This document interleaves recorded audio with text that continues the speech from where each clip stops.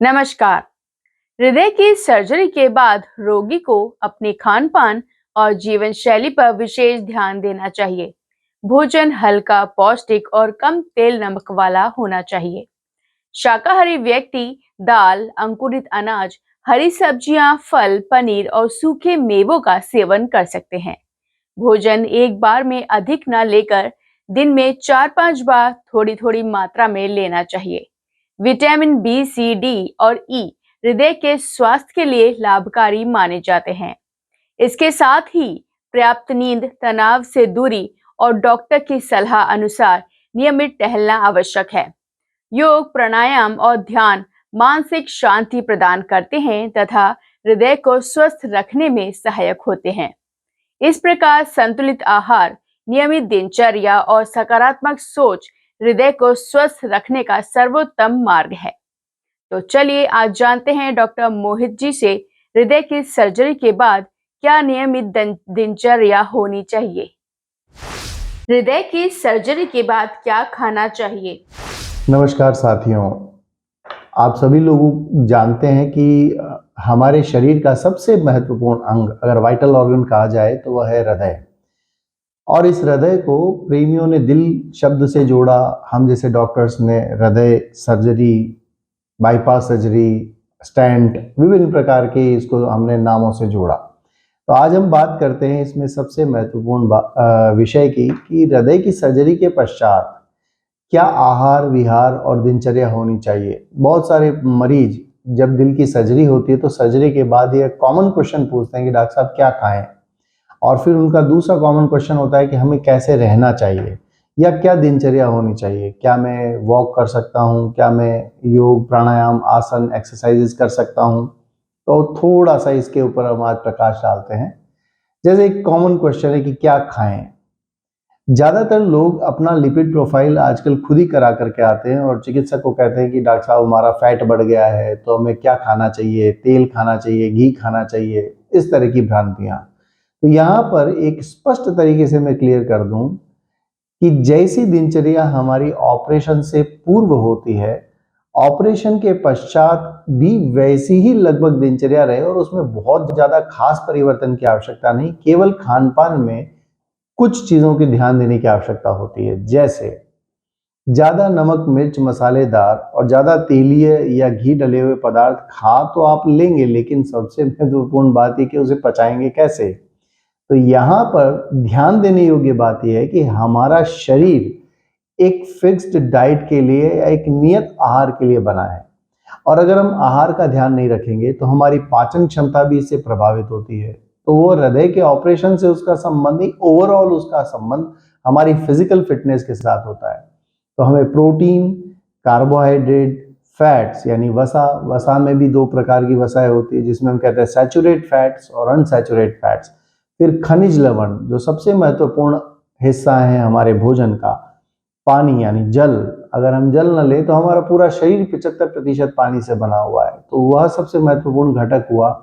और इसके अलावा खनिज लवण, जल और कार्बोहाइड्रेट, फैट, प्रोटीन्स और कुछ माइक्रो ट्रेस एलिमेंट्स होते हैं, विटामिन्स, और इन सब को भी हमें पूरा ध्यान रखने पर हमारी डाइट कंप्लीट होती है। शाकाहारी व्यक्ति कैसे ध्यान रखे? बहुत सारे ऐसे विटामिन्स होते हैं जो केवल मांसाहार में पाए जाते हैं, जैसे विटामिन B12। लेकिन शाकाहार में भी बहुत सारी ऐसी डाइट्स होती हैं जिनके माध्यम से हम समस्त विटामिनों को, माइक्रो ट्रेस एलिमेंट्स को भी हम हमारे शरीर में मेंटेन रख सकते हैं। और मैं यह भी कहूँगा कि आज पूरी दुनिया पश्चिमी सभ्यता तक शाकाहार की ओर मुड़ रही है धीरे धीरे। तो क्या एडवांटेज है, क्या एडवांटेज नहीं है, हम इसको तो डिस्कस कभी और करेंगे, लेकिन यहाँ पर हम ये जान लेते हैं हमारा भोजन और हमारी थाली हमारे स्वास्थ्य को निर्धारित करती है। अगर आप अच्छा और सुपाच्य भोजन और साथ में पौष्टिक आहार लेते हैं तो आपका स्वास्थ्य भी उत्तम रहता है और आपके दिल की सेहत भी बनी रहती है। हृदय की सेहत के लिए कौन से विटामिन जरूरी होते हैं? दिल की सेहत के लिए कुछ विटामिन बहुत एसेंशियल होते हैं, जिनमें से थायमिन हुआ, राइबोफ्लेविन हुआ, vitamin B1, B2, B4, B5, B6, B12। अगर इन विटामिनों की कमी हो जाए तो हमारा हृदय प्रॉपर तरीके से काम नहीं करता। तो जितने भी कलर्स आपको मार्केट में अवेलेबल होते हैं जैसे सब्जियों के रंग, फलों का रस, इन सब से हमें सभी तरह के विटामिन प्राप्त होते हैं। सूर्य की रोशनी में विटामिन डी होता है। अगर हम सूर्य की रोशनी सुबह की, अब दोपहर इतनी गर्मी की धूप अगर आप खाएंगे तो चमड़ी जल जाएगी, उसमें विटामिन डी नहीं है, यूवी रेज ज्यादा है। तो हमें सुबह की धूप जो विटामिन डी से भरपूर है, हमारी चमड़ी को अगर एक्सपोज करते हैं, we can have a good amount of vitamin D. तो इस तरह से सबसे ज्यादा जो हमें यहाँ ध्यान देने वाली बात रहती है कि हमें भोजन में विटामिन ए, डी, ई और के, इसके अलावा विटामिन B12 और विटामिन बी कॉम्प्लेक्स, साथ में micro trace element like zinc, boron, copper, magnesium, manganese, इन सब का भी बराबर ध्यान रखते हुए हमको आहार लेना चाहिए। और आहार में एक धारणा है कि केवल मांसाहार हमारे सारे ट्रेस एलिमेंट्स को पूरा करता है, तो यह धारणा सरासर गलत है। हमारे भोजन में अगर हम दही लेते हैं, छाछ लेते हैं, साथ में हरी पत्तेदार सब्जियां लेते हैं और कोई भी सीजनल फ्रूट को इंक्लूड करते हैं, तो हमारे आहार में लगभग समग्रता आ जाती है, जिसमें protein, vitamins, minerals, fats, carbohydrates, water, ये एडिक्वेट क्वांटिटी में होता है। और सबसे एक और यहाँ पर बात को मैं ऐड करना चाहूंगा कि भोजन कितना खाएं। भोजन कितना खाएं? भोजन का संबंध भूख के साथ में है। बिना भूख के खाने पर वह भोजन आपका पच जाए अनिवार्य नहीं होता। तो एप्रोप्रिएट आपका डाइजेशन हो और एप्रोप्रिएट अगर आपका फूड होगा तो आपकी हार्ट हेल्थ भी बहुत अच्छे से मेंटेन रह पाएगी। योग, आसन, प्राणायाम, इन सब का हृदय के स्वास्थ्य पर क्या महत्व है?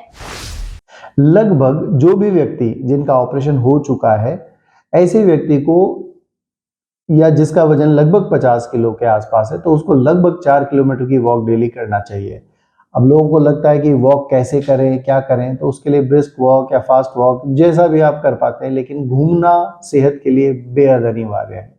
और कुछ योगासन जिनका हमारे हृदय की सेहत के साथ जुड़ाव है, उसमें जैसे महत्वपूर्ण योगासन अगर हम बात करते हैं तो अर्ध शलभासन, पूर्ण शलभासन, मकर आसन में विश्राम हमारी हृदय की सेहत के लिए बड़ा उत्तम है। धनुरासन से हमारा पूरा हृदय स्वास्थ्य जो है प्रभावित होता है। तो ऐसे बहुत सारे आसन हैं जिनके माध्यम से हम हृदय को स्वस्थ रख सकते हैं। लेकिन यहाँ पर यह ध्यान देने वाली बात है कि ये सारे योगासन किसी उचित शिक्षक की सलाह से किए जाएं। टीवी पे या यूट्यूब पर देख करके आसन करने से नुकसान हो सकता है। तो अच्छे टीचर की गाइडेंस में आप सीख सकते हैं। दूसरा, श्वास प्रश्वास की प्रक्रियाएं जैसे प्राणायाम, सुदर्शन क्रिया, ध्यान, इनके माध्यम से भी हमारा हृदय हम स्वस्थ रख सकते हैं। और आप सब लोगों के साथ एक और बात शेयर करते हैं। 21 जून को आ रहा है विश्व योग दिवस। तो विश्व योग दिवस में योग करिए, मस्त रहिए, स्वस्थ रहिए, अपने हृदय को भी स्वस्थ रखिए और दूसरे लोगों को भी इस बात से जागरूक करिए कि भारत ने जो कंट्रीब्यूशन दिया है पूरे विश्व को योग के रूप में, योग जीवन शैली के रूप में अपना करके हम हमारे हृदय को और अपने समग्र जीवन को स्वस्थ रख सकते हैं।